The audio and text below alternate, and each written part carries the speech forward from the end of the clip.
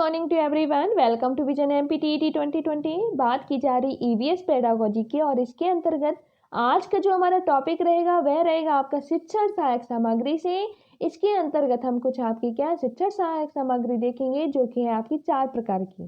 क्योंकि हम बात कर रहे हैं पर्यावरण की, जनरली आपने दृश्य सामग्री, श्रव्य सामग्री एंड दृश्य श्रव्य सामग्री के बारे में पढ़ा है, लेकिन आज हम क्रियात्मक शिक्षण सहायक सामग्री के बारे में ही पढ़ेंगे क्योंकि हम पर्यावरण की बात कर रहे हैं और यहाँ से आपके भाषाई तौर पर क्वेश्चंस पुटअप होते हैं। बात की जाती है शिक्षण सहायक सामग्री टीएलएम, जिसे आप शॉर्ट में कहते हैं टीचिंग लर्निंग मटेरियल। पहला तो फुल फॉर्म ही पूछ लेता है, ये आपका क्वेश्चन आपको प्रिपेयर होना चाहिए। शिक्षण सहायक सामग्री आपकी क्या है? साधन है। किस चीज का? शिक्षण का साधन है। आपके अध्यापक शिक्षण के दौरान क्या कर सकते हैं? इन साधनों का प्रयोग करके भी बच्चों को शिक्षण करा सकते हैं। जिसे होगा क्या?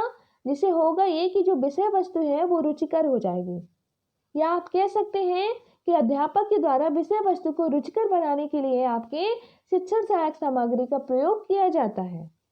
ठीक है ना, आपके भाषाई क्वेश्चंस बनते हैं इस तरीके के। कक्षा की या विद्यार्थी की जो नीरसता है या एक रसता है उसको भंग किया जा सके, इसके लिए भी क्या है आपके अध्यापक शिक्षण सहायक सामग्री का प्रयोग करते हैं। ओके, तो हम बात कर लेते हैं आपकी कुछ आगे। कुछ आपके महत्वपूर्ण बातें हैं जो जनरली आपके क्या भाषाई तौर पर आपकी ईवीएस पेडागोजी में पूछी जाती हैं। एक शिक्षक द्वारा शिक्षण सहायक सामग्री का प्रयोग साधन के रूप में करते समय 3 महत्वपूर्ण उद्देश्य को ध्यान में रखकर किया जाता है। वो कौन से उद्देश्य हैं? फर्स्ट है आपका कि बालक की अधिकतम ज्ञानेंद्रियों को हम सक्रिय बना सकें।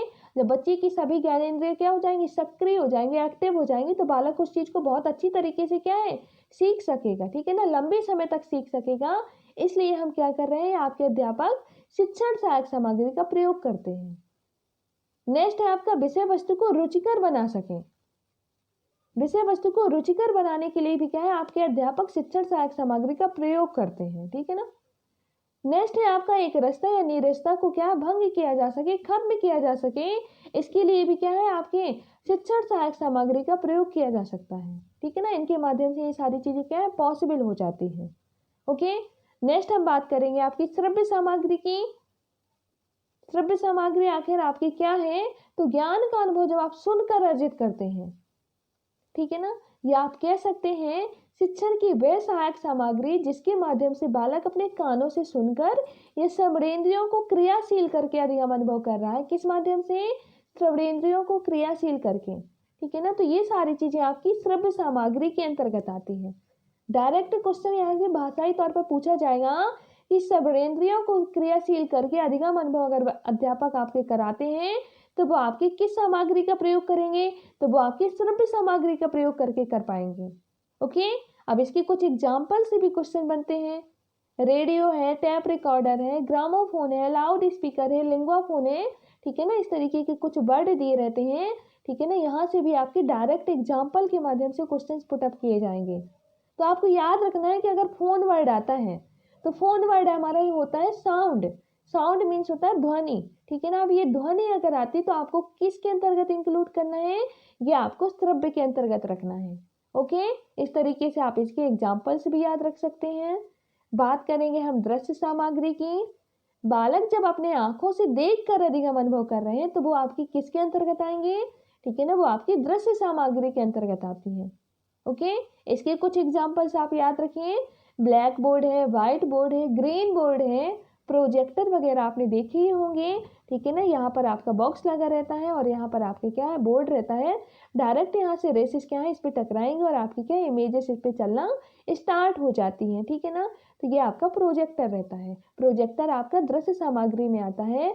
वहीं अगर हम बात करेंगे आपके फिल्म प्रोजेक्टर की, ठीक है ना, फिल्म प्रोजेक्टर की, वो आपकी दृश्य श्रव्य सामग्री में आता है। ठीक है ना, ये आपको थोड़ा सा यहाँ पर याद रखना है।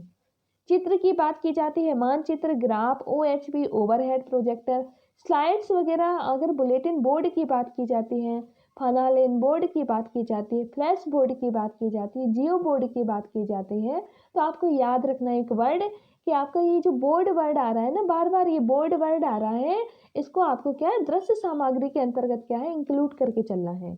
ओके, और फिर आपके जो भी आपके क्या एग्जाम्पल्स बचे हैं आप उनको याद कर लीजिए। नेक्स्ट हम बात करेंगे आपके श्रव्य दृश्य सामग्री की। इसमें जो भाषाई तौर पर क्वेश्चन बनता है वो ये बनता है कि बालक की अधिकतम ज्ञानेंद्रियों को क्रियाशील किया जा सकता है किस सामग्री के माध्यम से, तो वो आपकी कहलाती है दृश्य श्रव्य सामग्री। ठीक है ना, तो वही चीज यहाँ पे बताई जा रही है कि इसके माध्यम से बालक के अधिकतम ज्ञानेंद्रियों को क्रियाशील किया जाता है। ठीक है ना, सिर्फ आपके आंख और कान को नहीं, सिर्फ आंखें और आपके कान नहीं है, यहाँ पर क्या है आपका माउथ भी हो जाता है। ठीक है ना, आप क्या हो जाते हैं, एक्साइटेड हो जाते हैं उस समय। तो आपने देखा बहुत सारी चीजें आपके मुंह से निकलती हैं।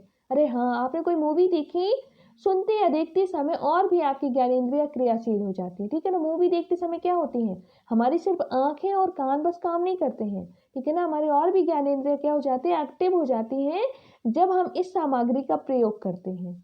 ओके, तो आप देखेंगे इसके कुछ एग्जाम्पल्स, जैसे कि आपके टीवी है, फिल्म प्रोजेक्टर है, नाटक है, अन्य आपके मल्टीमीडिया कैप्सूल है जैसे कि मोबाइल है, लैपटॉप है, आजकल जो भी फोटोग्राफी होती है, ये सारी चीज़ें जो फिल्म स्ट्रिप चलती है इस तरीके से। ठीक है ना, तो आपको याद रखना है ये आपकी श्रव्य सामग्री के अंतर्गत आती है। ओके, इसी में हम बात करेंगे, आपका नेक्स्ट है क्रियात्मक शिक्षण सहायक सामग्री, जिसमें बालकों को क्रियाशील करके शिक्षण प्रदान किया जाता है। और बालक क्या करते हैं इसके माध्यम से, बालक इसमें प्रत्यक्ष अनुभव करते हैं। ठीक है ना, क्रियात्मक यानी कि बच्चे क्या कर रहे हैं, क्रिया करके। ठीक है ना, अर्थात उसको क्या प्रत्यक्ष रूप से देख करके क्या कर रहे हैं, सीख रहे हैं चीज़ों को। जैसे एग्जाम्पल, अगर हम पर्यावरण की बात करते हैं तो आप क्या कर रहे हैं, बच्चे को राष्ट्रीय उद्यान का भ्रमण करने के लिए ले जाते हैं। ठीक है ना, ऐतिहासिक इमारतों का भ्रमण करने के लिए ले जाते हैं। ठीक है ना, तो वहाँ बच्चे क्या कर रहे हैं, बहुत सारी चीज़ें प्रत्यक्ष रूप से देख रहे हैं, प्रत्यक्ष रूप से यहाँ पर अनुभव कर रहे हैं। ठीक है ना, इससे होगा क्या, इससे होगा ये कि पर्यावरण में स्पेशल रूप से इसके माध्यम से क्या होता है, बच्चों को सिखाया जाता है ताकि बालक का ज्ञान क्या हो जाए, स्थायी हो जाए। हर चीज में हम बच्चे को क्या है, क्रियात्मक तरीके से सिखा रहे हैं। ठीक है ना, बच्चा करके सीखे, बच्चा क्या है, बच्चा देख करके प्रत्यक्ष अनुभव करके सीखेगा, तो ये क्या होगा, जो सीखना होगा वो आपका स्थायी हो जाएगा। इसलिए आपकी जो सामग्री होती है वो आपके पर्यावरण में क्या हो जाती है, जनरली प्रयोग में लाई जाती है। ओके, तो इस तरीके के आपके क्या है, ये आपके TLM थे। बात करेंगे नेक्स्ट वीडियो में। Thank you to all.